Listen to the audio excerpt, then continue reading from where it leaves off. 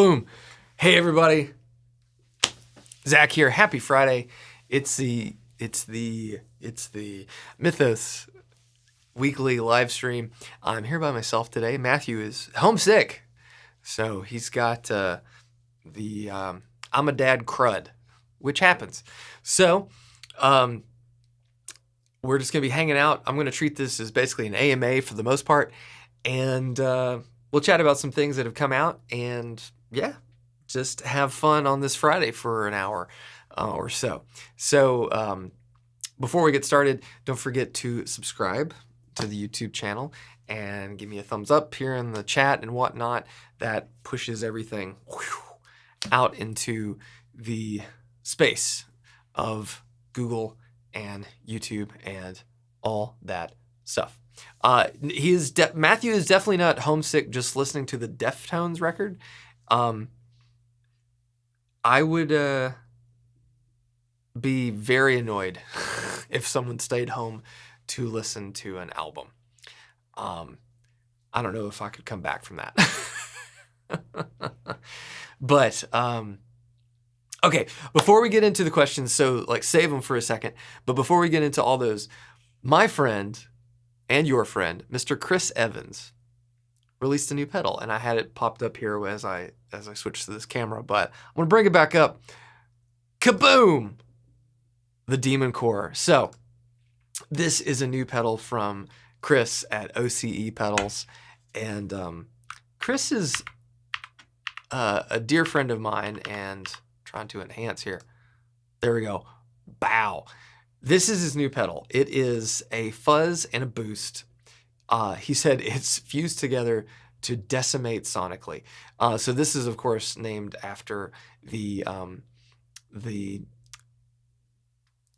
plutonium sphere that they were using when they were developing the A-bomb. But I love the aesthetic of this.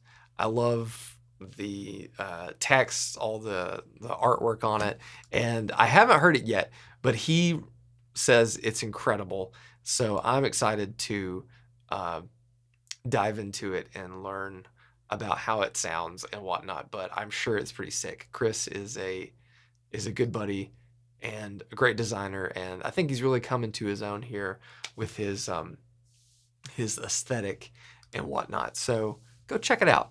OCEpedals.com. I'm going to put this in the chat, and boink.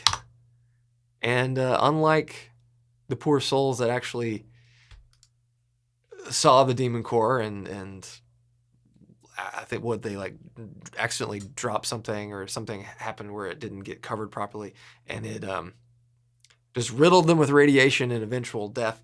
This will not do that. It'll just make good fuzz sounds. So that's Chris Evans. That's the OCE Pedals Demon Core Fuzz and Boost. So go check it out. And we'll talk about anything else that has come out today too. But, okay. I like this. Let's see. Where'd it go?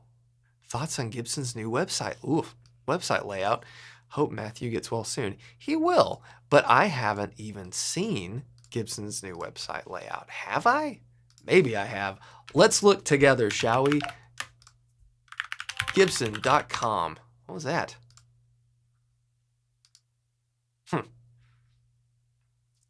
Sometimes my phone will connect to my computer as a camera. So, okay. Oh, it is new. Okay. Interesting. I'll accept the cookies in this guest browser that I'm going to close. Interesting. So I'm curious what this is built off of.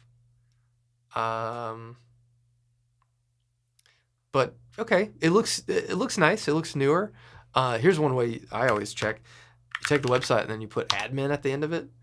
Shopify. Yeah, that's what I thought it was. If you don't know that trick. But this looks nice. So yeah, they've kind of broke down their pages. It's more modern, clean, see how the product pages look.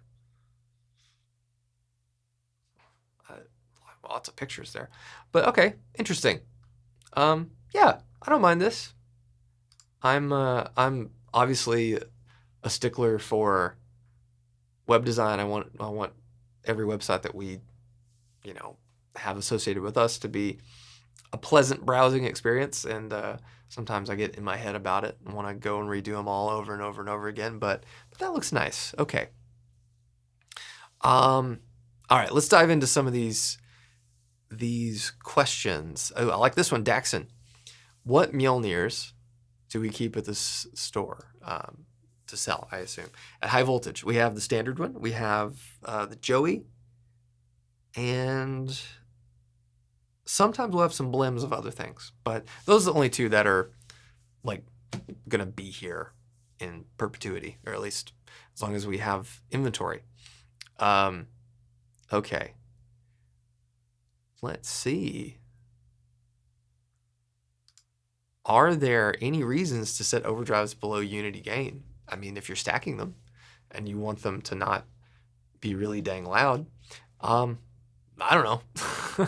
There's no right or wrong way to do anything. If it works for you as you go about your guitar playing journey, then that's all that really matters, right? Let's see. Bob. I saw this one earlier. What do you think is the best hand-wired non-Marshall plexi style amp? That one right there. You can barely see it because it's none more black with this lighting. But this is the PRS HDRX 50 or the 100. Those are made in Maryland. I don't know what you mean by hand-wired. Like, what does that mean? Like, define hand-wired. Does that mean turret board? Does that mean eyelet board? Does that mean part-to-part construction? Does that mean people actually use their hands to put components on a circuit board? What does it mean? But I don't care how it's made.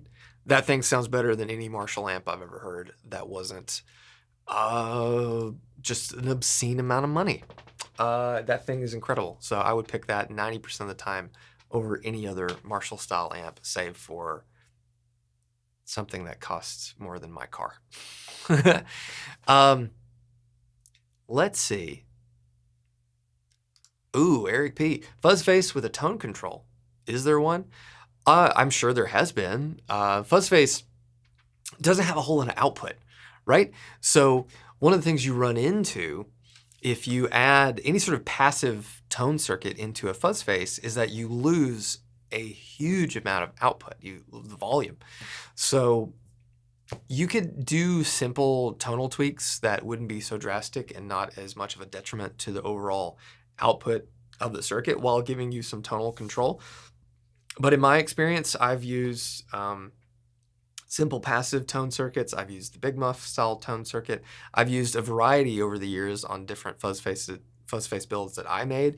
And that goes back, man, like 2011, 2012 or so. It's a long time ago when I was messing around with making fuzz faces. But I always ended up with just a hole in my enclosure because it never worked. Like it would function and sound okay, but it just sucked so much output that it was not worth it. So you'd have to use an active circuit or something with a gain recovery stage, and that inherently would change like the sound. Then you're getting into like tone bender territory in a way. Oh, we got a super check, Brandon. Oh my gosh, $25. Thank you, Brandon. That is very kind of you. That will go a long way in feeding the three of us today. I really, really appreciate that. If you guys do super chats, it just goes into the lunch fund for the team and myself. On Fridays, we try to grab lunch of some form or another. And yeah, thanks. That's incredible. Thank you so much. And I love your your thumbnail there, like a worm with a face. Okay. Have I played any EAE pedals? I haven't. Now John at EAE, he designed the Oracle. So I guess I have, because the Oracle is something that he designed with my, direction, of course. But no, none of the stuff that he makes currently was ever something that like appealed to me sonically. He's a very different sort of guitar player and pedal builder and whatnot. So I've never, I've never tried them, and I think Eastside might carry them, but I've talked about this a lot, and I don't know if, I mean, maybe you guys realize this. I don't go play pedals that often. I am very infrequently excited enough to go out of my way to try something. If I really want it, usually I'll just buy it. But pedals, for the most part, are just, you know, I get enough of it in you know, the, I don't know, 50 plus hours I'm here during the week. So I just can't imagine going and trying more stuff, even though I do go and try guitars and amps occasionally. I think because those things they keep the excitement kind of boiling in the back of my brain, like looking at guitar things and really sort of you know, keeping me interested in new sounds and new models and stuff. Those things I'm a bit more interested in because yeah, I mean, I love pedals, but I think like when I'm not here and I'm not playing Mythos stuff or any of my other pedal collection here, which is pretty modest these days, I just I just rather would be playing guitar or amps or doing something different. You know, that Phil, that's very true. Phil and friends, many of my other friends are up there in Chicago at the Fretboard Summit. Rhett was adamant that I should go, and then I was going to, and then I said, you know what, I don't want to, so I didn't go. But I had FOMO real bad, so we'll see. Oh, Jared got to go see Adam Miller on Tuesday. Awesome. How did it turn out? I wasn't sure if I would be able to go, and man, these days with the kiddo in school and stuff, I just barely have any time. And usually by the time it's like the sun's gone down, I'm pretty much a pumpkin. But yes, Two Rock, final boss, best amps in the world. We're getting more soon, and we have just got a huge shipment of Dr. Z's, so we just got a bunch of those too, which is very exciting because totally different animal, but excited to have more amps on the floor. Okay, what to change in my overdrive settings if I like my single note sound but not chords? Turn your tone up. Add less gain, more presence. When you like, you know, kind of dump the tone knob or treble knob or whatever it is on your pedal, it's like shaping the overall top end voice. Sometimes if you're doing that, then you lose all the definition in chords. So it's finding a balance of those things. I have never been one to have like, this is my lead overdrive, my chord overdrive, or, you know, like changing settings on an amp. I just try to make everything work with everything. And if it can't do that, then it's usually not right for me. Everyone's different, but that's usually how I operate. Let's see.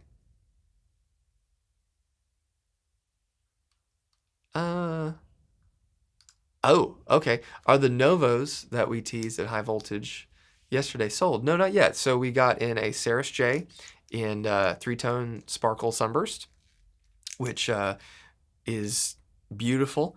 Has a maple, a flamey maple neck that's bound, and a torque guard, white appointments. And then we got a a Solus M1. It's a lot to keep straight in your brain. An M1 in Harmony Burst with white plastic appointments. The M1 is the single dog ear P90. And no, we haven't sold them yet. They just Will picked them up today, and I'm gonna photograph them after this. I just threw up the Saris T we got, and I haven't put all the pictures up, but I wanted to get it live. And yeah, it is. It's a cool little assortment of guitars, but we have basically. I went to Novo a few weeks ago. We were filming all the B-roll and then the rest of the footage on the new Novo tour video over on the High Voltage channel. Go check that out. But I told them like, hey, we just need more guitars. So we've upped our numbers. So every month we're going to be getting even more. So we're going to have more Saris J's, more Miras J's at any given moment. So if these aren't appealing to you, we're going to have more soonish. Let's see. Mitch, thank you. You just watched the Novo tour video. Did a great job interviewing Devin. It's kind of funny because Matthew and I were watching it back, and like even Devin said this while we were shooting it. He's like, you already know all these things, which I think is good because, I mean, it's nice to have a sense of discovery when you're asking someone questions when you're doing an interview or a tour, but it's also good to kind of, for me, I can kind of plan out how the video is going to be like in my mind while we're shooting it. So I feel like there's a flow in a story, and we're covering all our bases, because when you know what goes into something, then you can better help describe it to people that might not. So yeah, but yeah, it was fun. And Devin's he's a riot.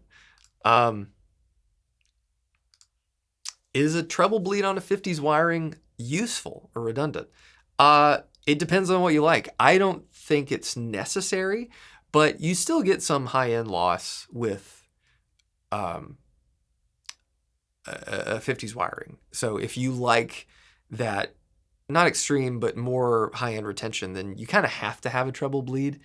I don't find it necessary. I like the interactivity that you get from a volume, tone, and 50s wiring. That's kind of what my ear is tuned to for humbuckers. But in single coil guitars, I'm a bit more apt to have a small treble bleed. Yeah. And we sell them at, Mythos. We have a variable treble bleed kit. And at High Voltage, I put those on there. And then we actually have some little boutique-y ones that I hand solder. Let's see. Ooh. Any more hints or teasers you can drop for the upcoming release? Well, it's not coming out for a little while, so we got a couple. We got quite a few weeks, but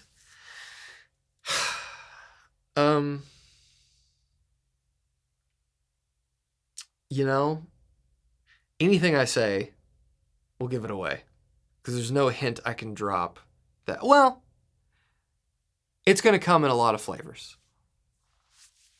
I'll leave it at that.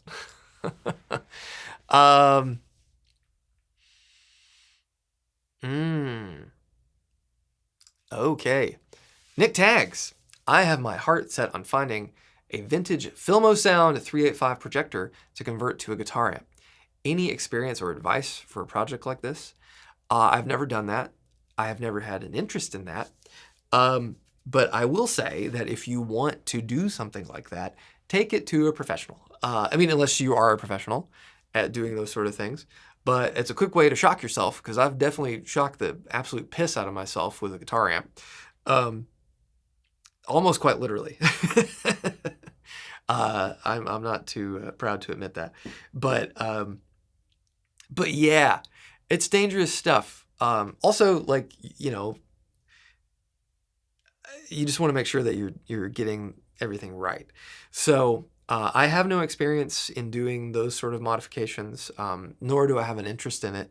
But guys like Eli from T-Rock, now he wouldn't do it, but he has done those sort of conversions, and it can make for really unique, interesting sounds. So if that's something you're interested in, go for it.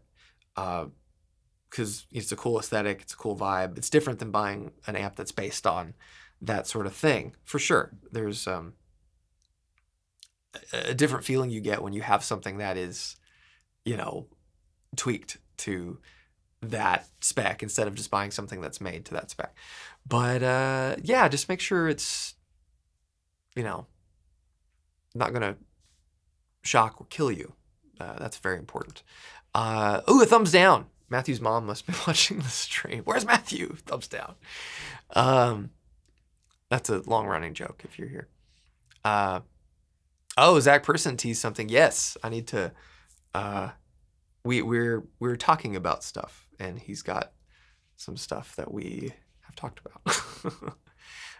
Zach is what a great guitar player and singer, good songwriter, and above all other things, what a nice guy. He's a very nice guy. Jared, if you were going to get a humbucker, if you were going to get a humbucker for a Collings i35, what would you ask to be added in the build? I mean, like, what humbuckers would I put into a i35? I would just go throwback. I don't know which ones they use. I think it's the ESGs. Because Corey has the throwbacks in his i35. But I don't know which ones they use. Anyone would be great. But, I mean, if you're spending that much money on a Collings, what's the set of throwbacks, you know? It's nothing. And then you're done. You never have to mess with it. Only thing you might have to do eventually is get it refretted, or maybe if something goes wrong, you might have to change a potentiometer down the line.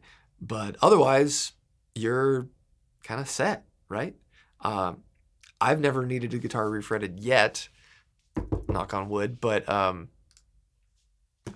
know I will eventually. So yeah, just go for it. Swing for the fences, right?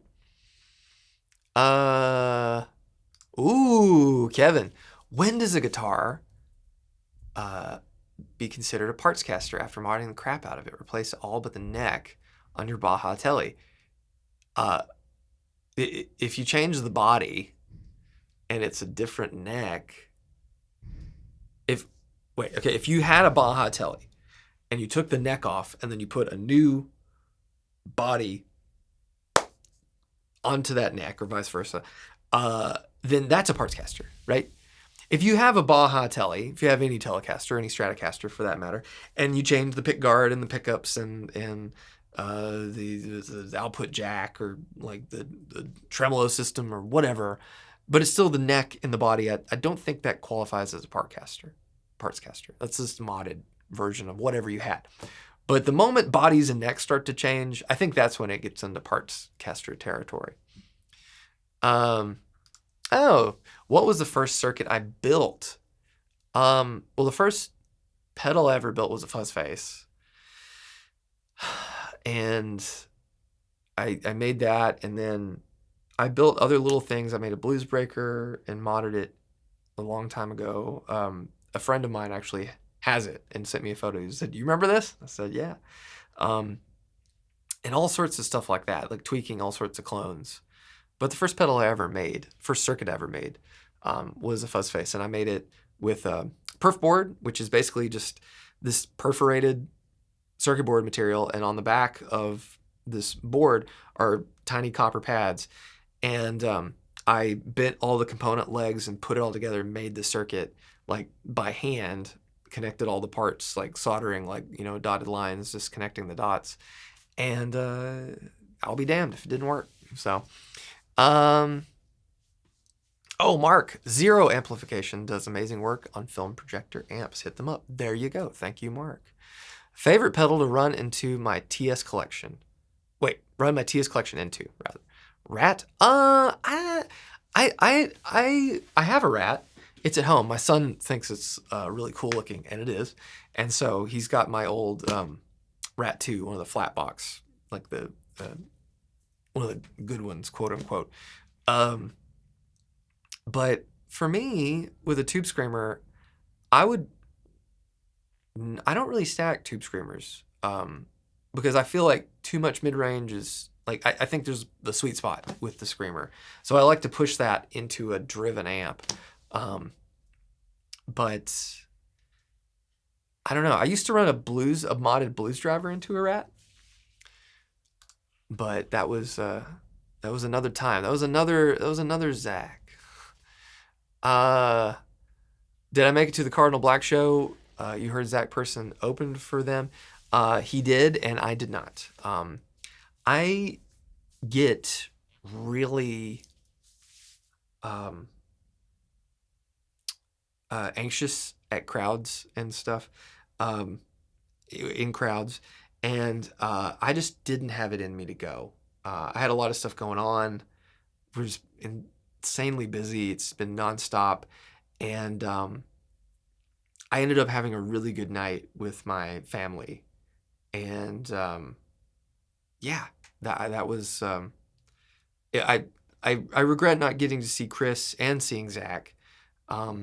And I do always end up having a good time meeting people and stuff, because, you know, you go to those sort of events and eventually you're hanging out with a bunch of,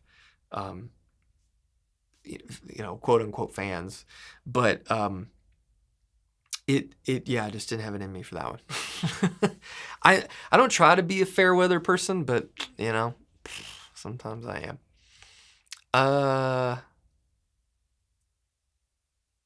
Ooh, okay.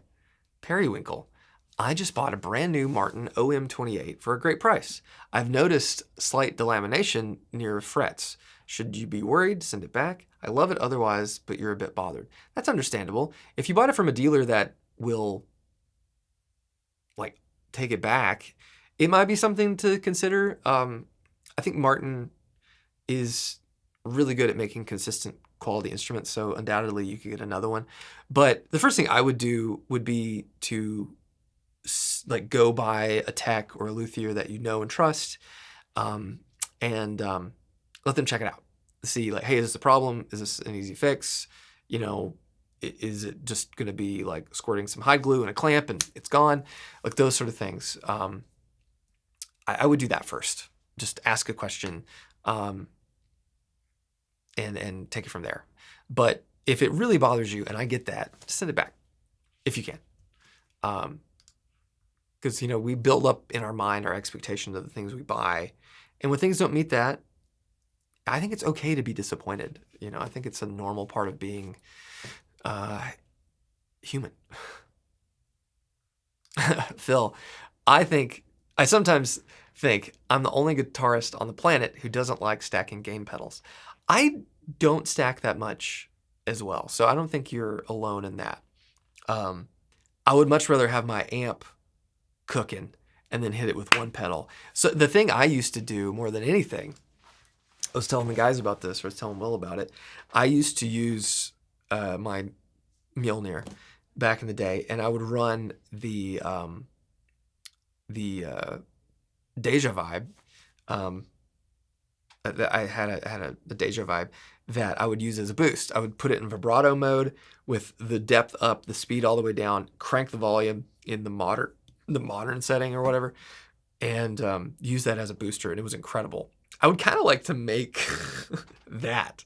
Like, that would be a cool pedal, just that as a boost, like a modulated boost, because what it would do is you would hit your other pedals or your amp, and it would just have this like whoom, whoom, whoom sort of undulating thing that was never in time with anything, but it added this weight and this like heft to something. So if you were taking a solo, it sounded like you kind of had like a braked Leslie on. God, it was just sick. And I always loved that, and I did it a lot. Non-guitarists never noticed it, but I noticed it. Oh. Can you buzzword compare symmetrical versus asymmetrical clipping for me? Deciding what to do with a pedal kit build that has both options.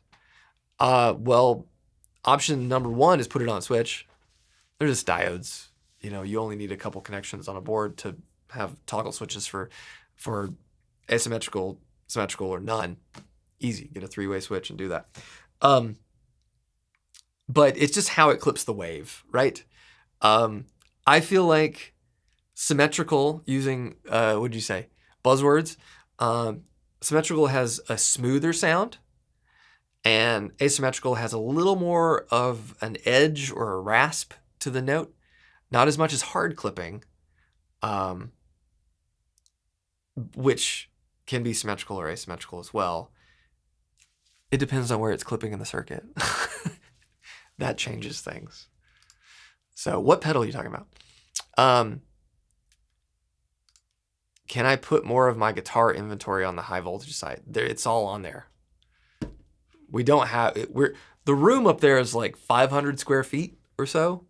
So we're gonna hopefully expand our options soon. We're gonna get way more Novos and Cereses and Mirises. That's like the focus. I need more of those, more than anything else. And I want to get more Frank Brothers if we can sort out all these damn tariffs. Hopefully we're getting reimbursed for the Oxblood, which has been a shit fight on their end. So thank goodness that I didn't have to deal with it. But I do feel bad for those guys. You know, they're just trying to do their job and file paperwork correctly, and then these sort of things happen. Oh man, I just dropped something. I like having things in my hand. I kind of fidget. But yeah, what do you mean? It's on there, dude.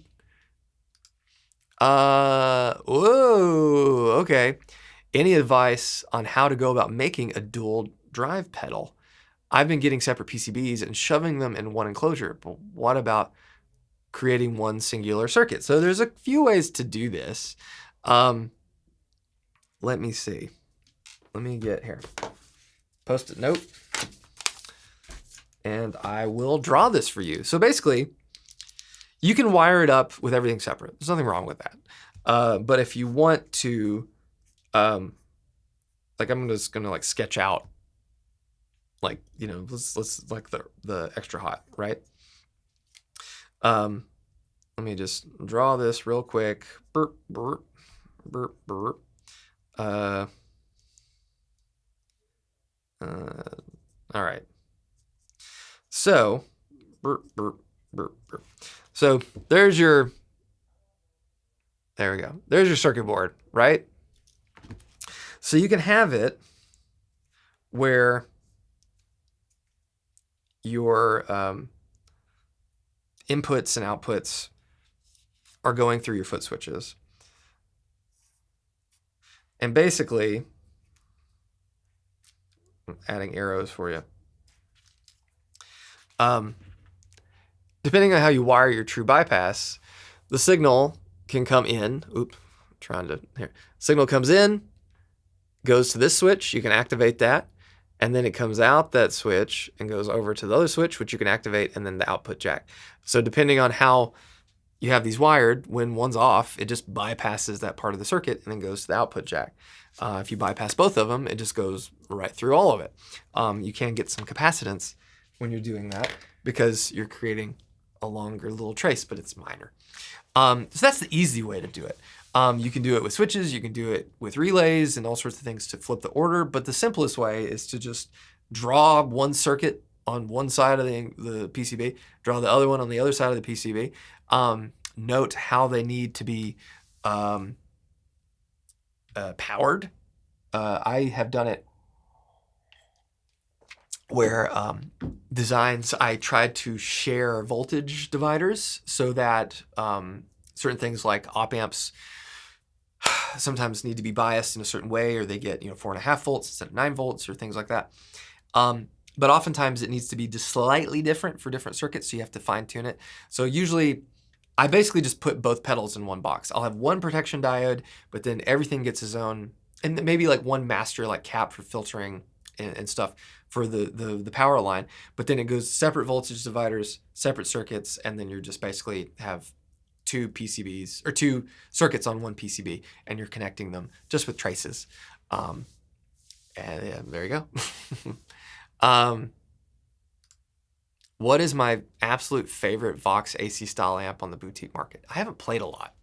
I don't really like Vox amps that much. I think if I was to want one, I'd just buy an old one.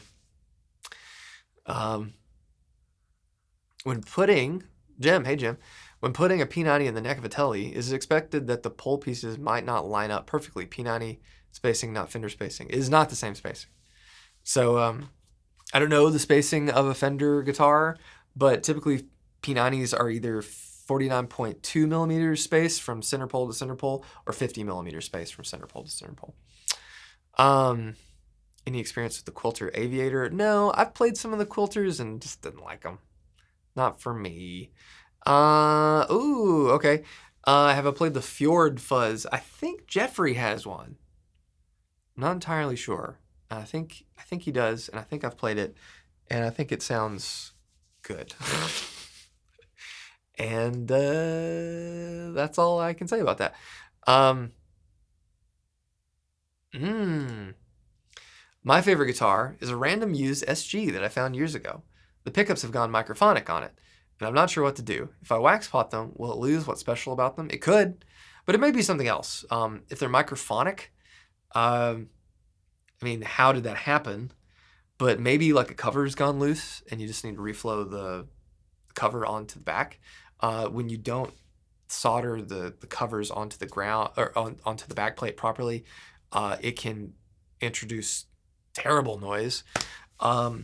So it could be something as simple as that. So again, if you're not familiar with how to troubleshoot your own instruments and stuff, take it to a tech.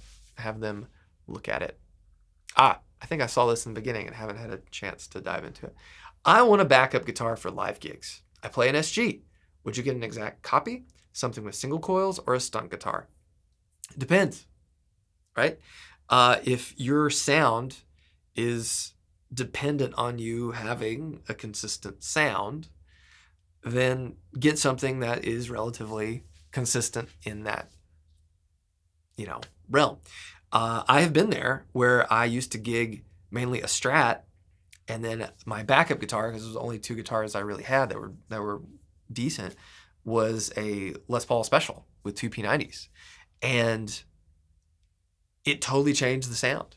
So I would have to adjust everything. So I don't think that's the right way to go about it, unless you are, wanting to fiddle with stuff in the middle of a set. So a second guitar is different than a backup guitar. I feel like a backup guitar is something that is comparable. If you want a different sound, then go crazy. Get anything that appeals to you. But if you need an actual backup, then get a backup. Why do modulation pedals have preamps like the CE1? Well, they're all different, but the signal strength is kind of weak. So you need that preamp. You need that amplification in the circuit to keep the signal strong enough so that you can hear it.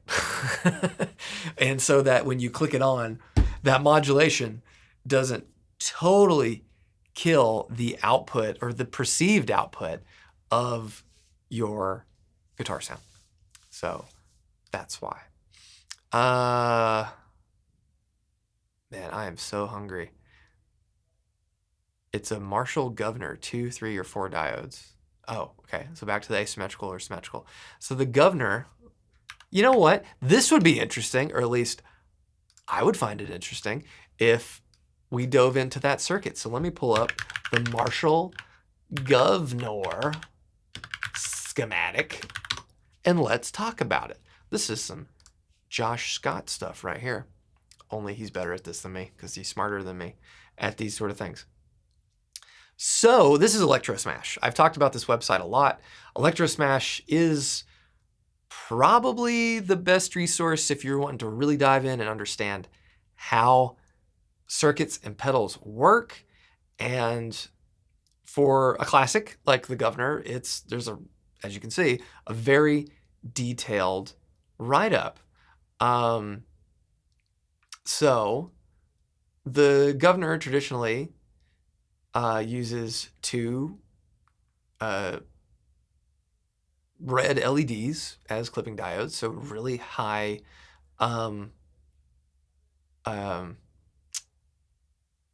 output.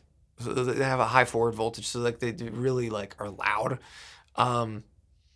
So you, here's a plotting out of the wave of this, and it looks like it's almost semi-asymmetrical because it's not the same on the top and the bottom of the wave here.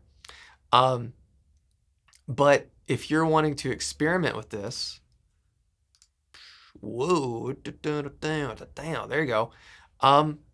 Then just experiment.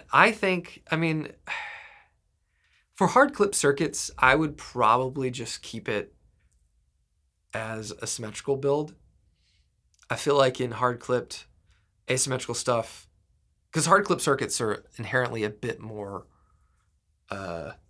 brash in their sonic sort of fingerprint, as it were. So having it be a little bit more asymmetrical might not be complementary to the sound you're going for. So if it were me, I would just leave it as symmetrical. So I'd use either 2 or 4. But what diodes you use will drastically change the sound and the output. Like if you pulled out those 2 LEDs and put in 2 germanium diodes, it would have a much more fuzzy, hairy sound, and it would lose a lot of output. Subsequently, if you just lifted the diode pair out of there, it would be loud. So, and then in this circuit, you're getting really, you're clipping it after all the amplification, because you have your input stage here. There you go. So like your signal comes in, goes through this input cap, you're biasing this op amp here, and there's your first gain stage, which comes out to this is your gain adjustment, very similar to how a blues breaker works.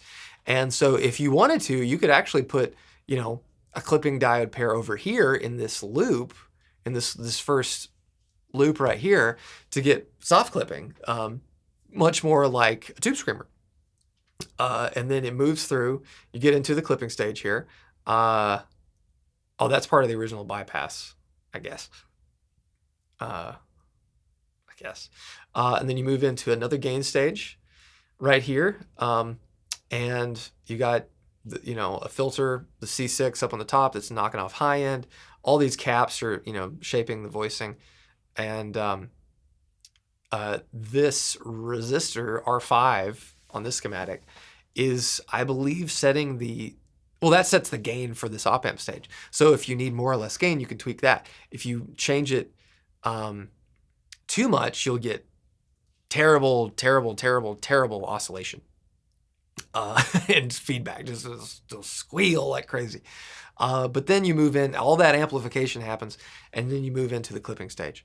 And then your tone control circuit, which is this tone circuit, is basically like a 3-band amplifier tone circuit. So you have all of your adjustments for bass, mid, and treble, and this is sort of like the classic Bassman JTM45, like that sort of topology, if I'm not mistaken. It looks something like that. And then you move into the output stage, which is just a passive little potentiometer going right to the output jack on this thing.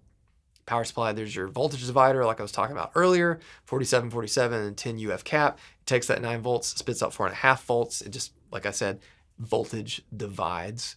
But that's it. And then if you want to mod the circuit further, then you could look into changing these values in this tone stack. So if you look up, let's see, like JTM 45 tone stack. If we search that, I'll have to just go to like Google image search. So, okay, that's even simpler. So maybe we do like, plexi tone stack. Okay, so simpler still. So that is, yeah, huh. Yeah, well, there's a lot of considerations on that, but so this is, you got your slope resistor and then your frequencies, but all these caps in this arrangement and resistors will change how these components interact with each other and how you kind of change the amount of treble, the amount of mid-range, and the perceived bass, and of course how much you're adjusting and rolling off those frequencies. There we go. There's your pedal lesson for the day. Boof. This is absolutely incredible. Oh, thank you.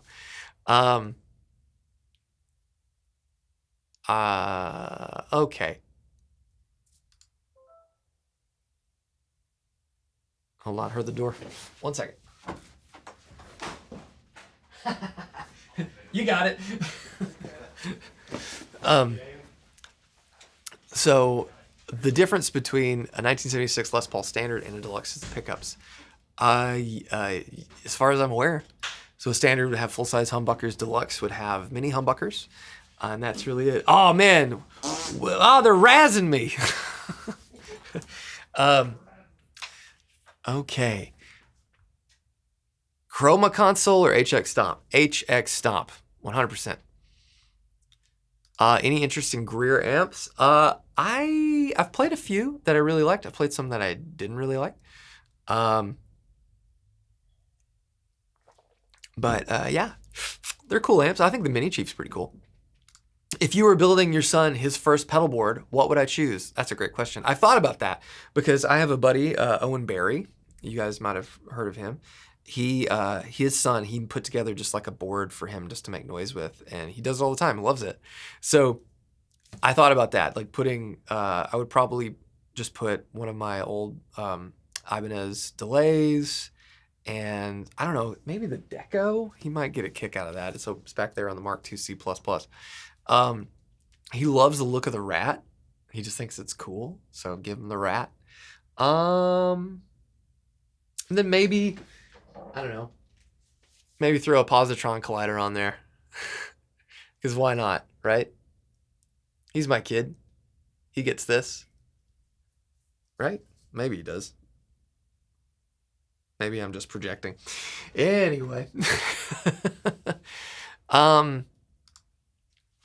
Okay. Jim, great question. The PRS HDRX20 or the Marshall SV20 head? I have played the HDRX20. I played it when it came out, and I had stars in my eyes for this thing, right? That's the 50-watt Hendrix head, the Made in Maryland one. And the 20-watt PRS sounded good, but it just didn't hold a candle to that. I have played that Marshall, but I haven't played it like here. But everyone I've talked to said it sounds incredible. So I don't know. Unfortunately, you might just have to try them both. But you're right. The PRS heads are cheap. So it's kind of like, why not try it? Let's see. Matthew Johnson's daughter's hanging out and has a question. She's wondering if I still enjoy making pedals. So that's a great question. The majority of the time, I don't build anymore. That's why I have the team back there that builds for us, because I have to do so much that I don't have a lot of time. But when I do get the time to build, or it's necessary that I do so, I do enjoy it, and I love. For me, like, I got my licks in with building pedals. When the brand kind of really exploded during COVID, and it definitely was a lot for me. I realized that doing the same thing over and over forever is not what makes me happy. Everybody has different ways of handling that sort of job or task, process, whatever. But for me, I am definitely a person that enjoys more of the creative side of things. Designing circuits, tweaking circuits, making things, doing art, designing stickers, like all the other things that go along with making a product, because it's not just about, doing this. I enjoy the circuit design, like all that stuff, but building them, I like making them, and I do enjoy that. But I think if I had to do it all the time, I would go crazy. I don't think I could do it. COVID almost broke me because it was just a lot of work and taxing. So I do enjoy it. Pedals are something that, in this business is it ebbs and flows and it's up and down. But for the most part, I feel very grateful for where we are in the industry, what we've been able to do as a brand, and I don't know, I'm happy for the most part.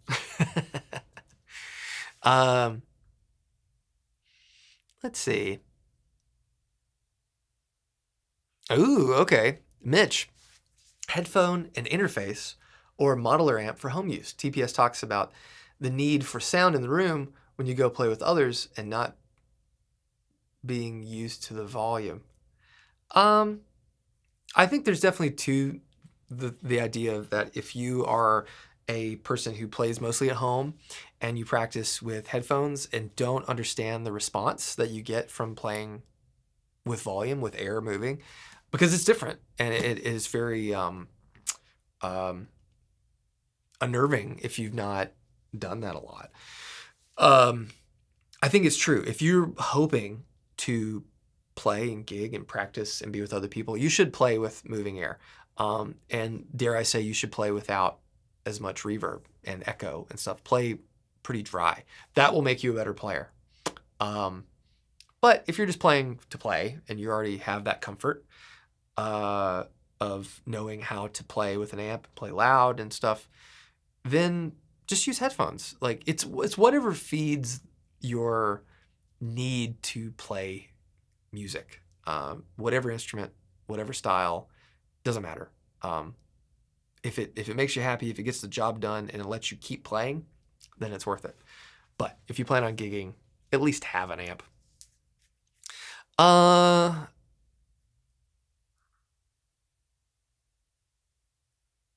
Let's see.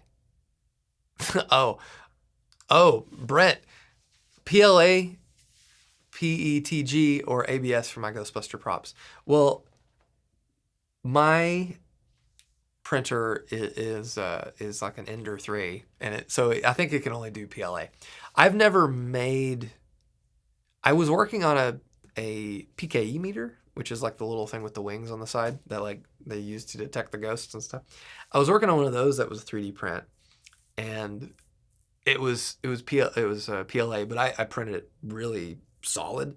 And like, I think if you're printing it solid, it's fine. But all my other props are like fiberglass or aluminum or resin, or I have like ecto goggles, and they're like injection molded in metal. So they're like they're more than just like a homemade prop. They're like things that people who make these things for a living or as a big side hustle are producing at a level that I don't think 3D printing can really get to, because there's a robustness. Like nothing beats like that proton pack right there. The wand, which is like the thing they hold that shoots the stream or whatever, is resin mostly, and it's cool and it feels nice in your hand. And then the one that I'm making for the new pack, if you've been following my Instagram stories and stuff, that one is all aluminum, and when you hold that, you're like, oh, it feels real, because I mean, welded aluminum hand prop, this is real, Let's see. Trying to choose between a Mccardi and a Mccardi 594. Sweetwater order, can't play it in person. Opinion. Yes, I have opinion. So, here is a Mccardi. Just a normal Mccardi. 2 knobs, 3-way toggle switch, wraparound tailpiece, 25-inch scale. And this guitar is so unbelievably good. It's bone stock. I got it from my friend Jacob, the visual guy. It has 5815 LT pickups in it. This thing's one of the best.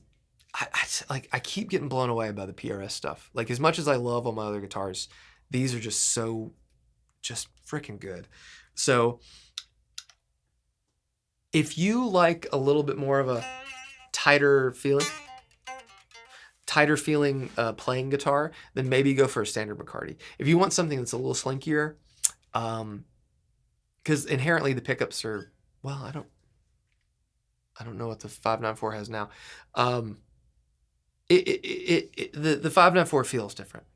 It feels a bit more like a Gibson in its tension. So I think that's the biggest thing. The pattern neck or pattern vintage neck is great. Either are great. I don't feel like the pattern vintage, which I think is on the 594, is that big, but I think it's really just comes down to feel. And this is different too, having the wrap around tailpiece instead of the two sort of like upgraded version of an ABR that PRS does, which is great. And it's on my SC 56. SC 56. Ooh, Jonathan. Would I consider bringing non-US UK brands to high voltage? Some cool makers out of France, Germany, Spain, Finland. Let's talk about that real quick as we wrap this stream up. So, I absolutely would. But we got a big orange problem. Tariffs. They just suck. They really, really have dampened any interest I have in getting stuff from outside the States. Luckily, the stuff we get from Canada, apart from that, the arcade that we just got, the Oxblade one, that one really kind of took me by surprise, because the last guitar that showed up from Frank Brothers, my tariff bill was $37. Fine, whatever. You know, there's duties, there's taxes, there's all that stuff when you're importing and exporting things. Not a big deal. The last one I got, the tariff bill was $1,120. Now, supposedly I'm going to get that money back, but as it sits right now, like, bye-bye margin. You know, like, we'll make money, but not enough to even justify the cost of the credit card processing fee, the shipping that we give for free, all those sort of things. You had a feeling that tariffs would be part of the conversation. It is the conversation, because it's not even the fact that they are there, because tariffs have existed for a while, and you know, even in 2016 and so there were tariffs on Chinese goods and stuff, but you know, it wasn't this extreme. But the problem that we have with it now is not that they exist. It's the fact that there's no consistency with it. So let's say I got in touch with Giro Guitars from France. Love the look of those guitars. They look absolutely astonishing. And I would love to have them. No one in the States, as so far as I'm aware of, at least in our area, have those guitars. But the problem is, if I got an order going, it could show up and I'd get a piece and it'd be, like I said, $37, $50, whatever. And then the next one will be $1,000, $1,500, whatever, because things change so often with such misunderstanding from everyone involved, not only me, but UPS or FedEx and Customs, DHL, whoever. It's so impossible to plan for. It's impossible to strategize for. And I think we're going to see more of these fantastic builders not be as accessible here. I mean, you can always order it direct, but then you're going to be stuck with that in some way, unless they mark it as a gift. And then that in and of itself is very dangerous and could open up the floodgates to getting a bill anyway, or dealing with customs and stuff when you shouldn't have to. So, you know, I would love to, I would love to be able to have the opportunity to carry more of these incredible brands. And that was definitely our intention when we started this. And yeah, it just sucks. It's a goddamn shame that this is the state we're in for this part of it. But I mean, it pales in comparison with all the other, you know, bullshit that's going on. So, yeah. Anyway, let's end on a high note. Let's so hit me up with your questions, and we'll knock them out, and then I'm gonna go get back on taking photos. We're gonna get those Novos up on the website again. Go check out the High Voltage YouTube page and watch the Novo Guitar Tour video. As soon as I get these guitars photographed, if you've not already subscribed to the High Voltage newsletter, I'll be sending out an email with all that. Nordvang dealer. Yeah, I don't know. Like, taking on more pedal brands, especially if there's like a lot of crossover, I don't know if I'd be interested in that. You know? Okay.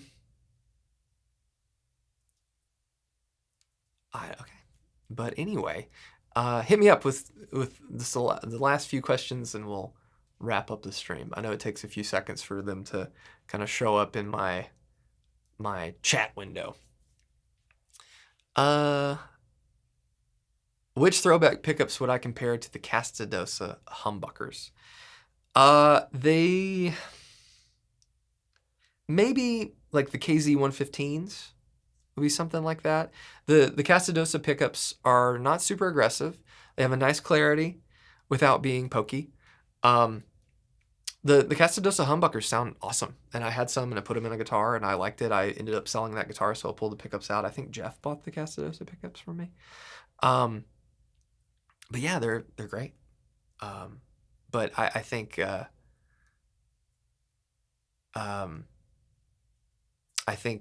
the KZ115s would probably be the most similar sort of thing.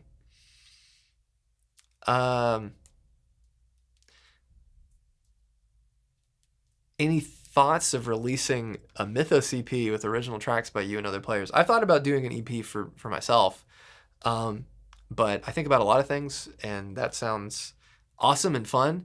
And unless I can get one of those time turners from Harry Potter, I don't think it's possible for me to get any more done in a day. You know, kind of running myself ragged. What pups do I have in my R4 humbucker? Well, I sold that guitar to our friend Phil from 40 Watt Podcast. But that guitar had the DS55s from Throwback, which are like the prototype. That guitar is basically like, there's a 1955 Gibson Les Paul that had, here, I'll pull it up, that had prototype, oh man, we're going to go long. Had prototype PAFs in it. Let's see, 1955 Les Paul Proto PAF.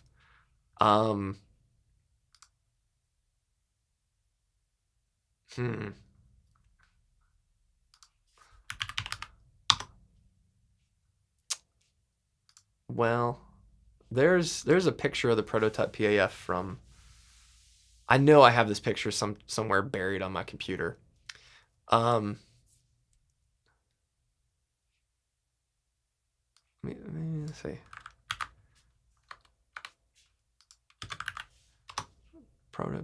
It's, oh, there it is. There it is.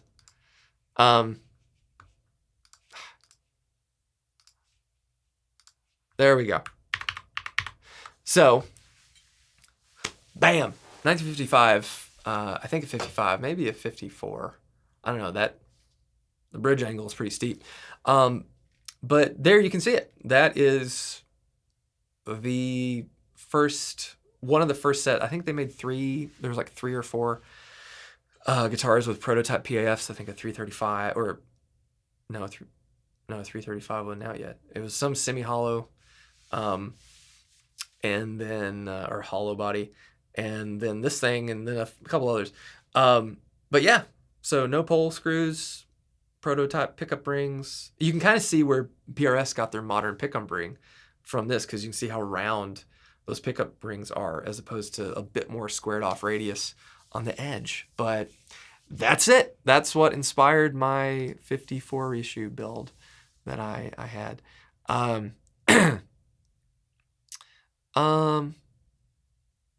Any advice on upgrading plastic pickups on a custom shop 64 335? Dylan.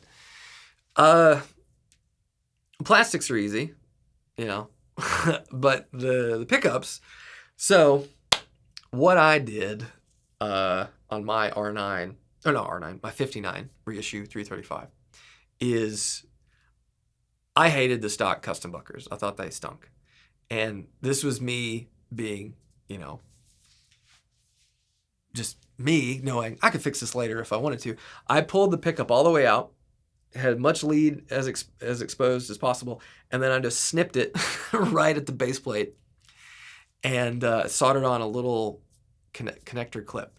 So I attached one side to the new pickup, and I left enough lead to where if I wanted to solder it, I could, but I just zip tied it put it in the cavity, and then plug those together.